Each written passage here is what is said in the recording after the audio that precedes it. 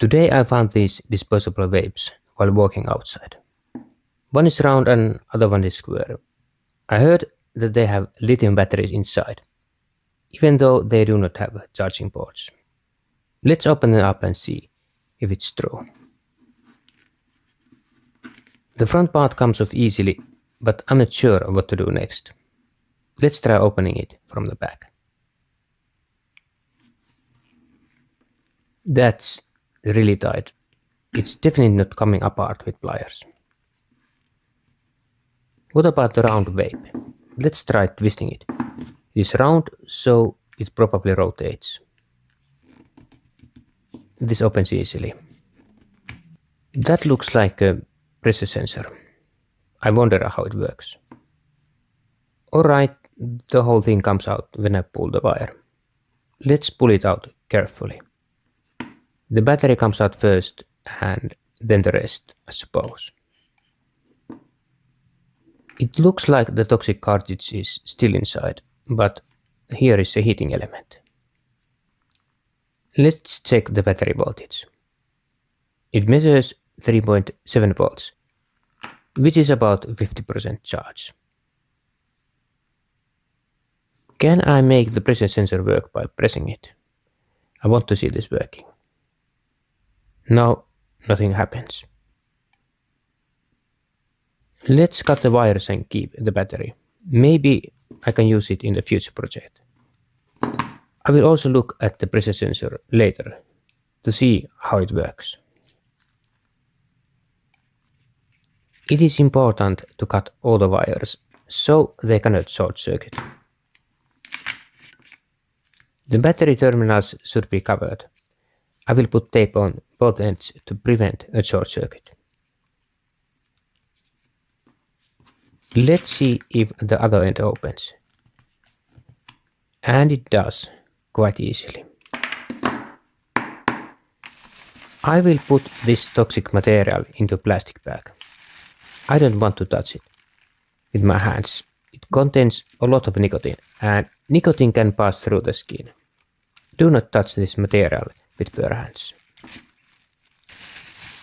That is interesting. Surprisingly, this is a metal tube. Of course, this battery doesn't have a hard outer shell.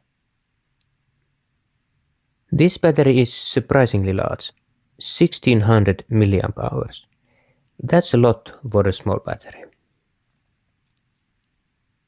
And here is a pressure sensor.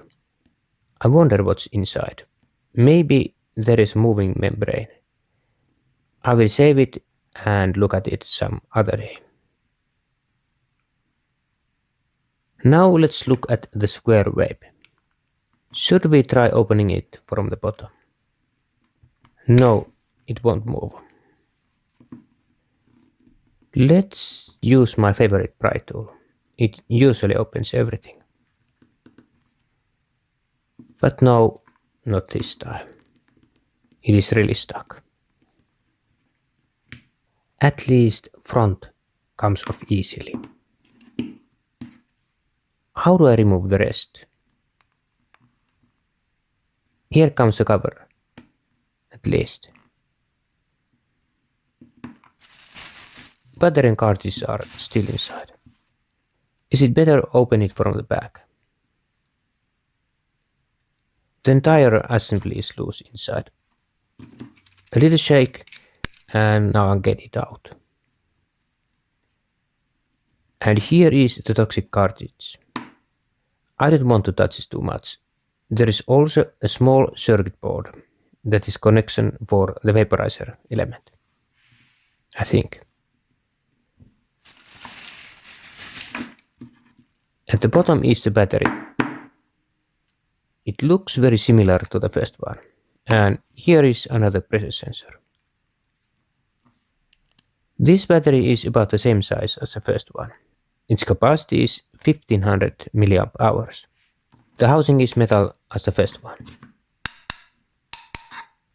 Let's measure the voltage. It reads 3.3 volts, which is about 40% charge.